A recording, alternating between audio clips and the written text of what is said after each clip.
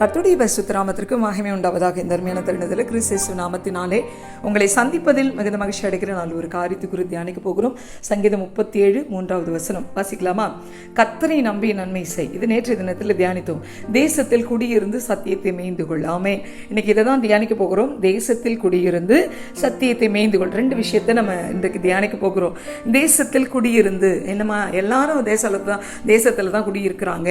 திடீர்னு என்னம்மா தேசத்தில் குடியிருக்கிற எல்லாருமா சத்தியத்தை மேய்ந்து கொள்றாங்க அப்படின்னு நீங்க என்ன பார்த்து கேட்கிற மாதிரி இருக்கு. ஆனா இதுக்கு அர்த்தம் என்ன? தேசம் என்பது திருச்சபை குறிக்கிறது. ஆமென். திருச்சபை, தேசம் என்பது ஒரு மனுஷனை, திருச்சபைய எல்லாவற்றையும் சார்ந்ததுதான்.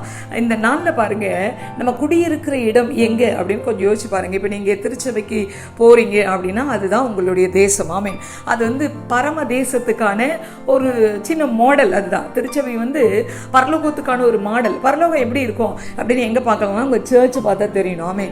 நீங்க நினைக்கலாம், எங்க சர்ச்சுக்குள்ள பரலோகத்தையே பார்க்க முடியாதமா, சண்டையை பார்க்கிறோம், பொறாமையை பார்க்கிறோம், எரிச்சலை பார்க்கிறோம், கோபத்தை பார்க்கிறோம், அதெல்லாம் இருக்கக்கூடாது. ஆமென்.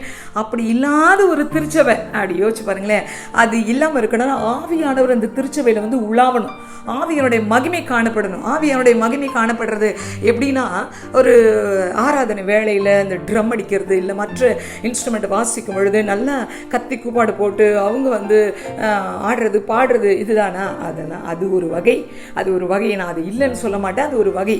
ஆனால் ஆவியான ஒரு அசைவாடுதல் என்ன செய்யும்னா, ஒரு கோபக்காரனான என்ன சாந்தமுள்ளவனா மாத்திரும். ஆவியானவர் அசைவாடினா, நான் இதுவரை திருடிக்கிட்டு இருந்தா திருட்டே இல்லாத இருதயத்தை எனக்கு தந்துடும். இதுவரை நான் விபச்சாரம் பண்ணிட்டு விபச்சாரம்ல இருதயமா எனக்கு மாறிடும். விபச்சாரம் இல்லாத இருதயமா எனக்கு மாறிடும். இப்போ இதுவரை நான் ஒரு கோல் சொல்கிறவளா நான் திருச்சபையில் தெரிஞ்சுக்கிட்டு இருந்தேன்னா, வாழ்ந்துட்டு இருந்தேன். பர்சனல் லைஃப்பில் அப்படி இருக்குன்னா, ஆவியானவர் வந்த உடனே இருதயத்தில் அது வெளியே போயிடும். ஆமேன். இதுதான் ஆவியானவர் உலாவுகிற திருச்சபை. ஆமேன்.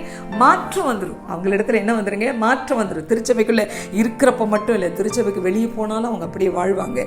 இந்த வாழ்க்கையை கொடுக்கிற திருச்சபை தான் அந்த நல்ல தேசம். ஆமேன். இது பரலோகத்துக்கு ஒத்த தேசம் அப்படின்னு சொல்லப்படுகிறது. சரிங்க, அங்கே குடியிருந்து அப்படின்னா உங்களுடைய குடிமதிப்பு அங்கே எழுதப்பட வேண்டும். ஆமேன். ஒரு நாள் கர்த்தருடைய வருகை நாளில் எங்கிருந்து விசாரணை தொடங்கும்? சபையிலிருந்து தான் தொடங்கும். அப்போ சபையில் தான் நியாய விசாரிப்பு தொடங்க போகிறது. அங்கே தான் உங்களுக்கு என்ன எழுதப்பட்டிருக்கு? குடிமதிப்பு எழுதப்பட்டிருக்கிறது. அப்போ ஆண்டவர் அழைச்சி அவங்கள குறித்து போதகரை நிற்க வச்சு விசாரணை நடக்கும் பாருங்க. அந்த இடத்துக்குள்ள நீங்கள் இருக்கிறீங்க. ஆமேன். அதற்காக கர்த்தரை ஸ்தோத்திரிக்கலாம். ஆமேன். அப்படி குடியிருந்து ஆமேன் சத்தியத்தை மேய்ந்து கொள். எப்படி மேய்ந்து கொள்றது? சங்கீதக்காரன் சொல்றான், கர்த்தரின் மெய்ப்பராக இருக்கிறார், நான் தாழ்ச்சியடையேன், அவர் என்னை புல்லுள்ள இடங்களில் மேய்த்து. 23 சங்கீதம் சொல்லுதா இல்லைங்களா? அப்போ அவர் மெய்ப்பரா பாருங்க. அப்போ நாமெல்லாம் யாருங்க? அப்படியே ஆடுகள், அவருடைய கைக்குள்ளான ஆடுகளும் மேய்ச்சலின் ஆடுகளுமாய் இருக்கிறோம் வேதம் சொல்லுகிறது. அப்போ சத்தியத்தை மேய்ந்து கொள்ள நம்மளாம் ஆடுனா என்ன செய்யணுங்க? சத்தியம் தான் நமக்கு உணவு. சத்தியம்னா என்னங்க? வேதம் தான் நமக்கு உணவு. இதை மேய்ந்து கொள்ளணும். அப்படின்னா என்னங்க? டெய்லி வாசிக்கணும். வேதம் வாசிக்காத விசுவாசி அல்ல. வேதம் வாசிக்காத ஊழியக்காரங்க அல்ல. டெய்லி வேதத்தை எடுத்து வாசிக்கணும். கர்த்தர் இதன் மூலமாக தான் நம்மோடு பேசுவார். ஆமேன். யூடியூப்ல ஒரு சின்ன ஷார்ட்ஸ் பார்க்கறதுல இப்போ நீங்கள் இது கேட்குறீங்க, இது கர்த்தர் பேசுகிறார். ஆனால் வேதம் வாசிக்கிறத விட இது கிடையாது. நல்லா யோசிச்சு பாருங்க. வேதத்தில் உங்களோடு கர்த்தர் பேசுவார். ஆமேன். உங்களுக்கானது கர்த்தர் பேசுவார். நீங்கள் துக்கப்படுறீங்களா? வேதத்தை எடுத்து ஆறுதலாக பேசுவார். நீங்கள் அழுதுகிட்டு இருக்கீங்களா? வேதத்தை எடுத்து அதிலிருந்து தான் கர்த்தர் உங்க கூட பேசிக்கிட்டு இருப்பார். ஆமே. நீங்கள் சந்தோஷமா இருக்கிறீங்களா? உங்க கூட அவர் வேதத்தில் சந்தோஷமா இருப்பார். ஆமே. அதனால சத்தியத்தை மேய்ந்து கொள்ளுங்கள். சத்தியத்தை அறிவீர்கள், சத்தியம் உங்களை விடுதலையாக்கும். அப்போ நீங்கள் யோசிச்சு பாருங்களேன். சத்தியத்தை அறிந்து கொண்டாதான் அந்த சத்தியம் இன்னைக்கு உங்களை விடுதலையாக்கி உங்களை மேன்மையான இடத்துக்கு கொண்டு செல்லும். அதனால நீங்கள் ஒரு நாளும் கவலைப்பட தேவையில்லை. ஏன்னா கர்த்தருடைய ஆவியானவர் உங்க கூட இருக்கிறார். அந்த வார்த்தையில் தேவனுடைய மகிமை இருக்கிறது.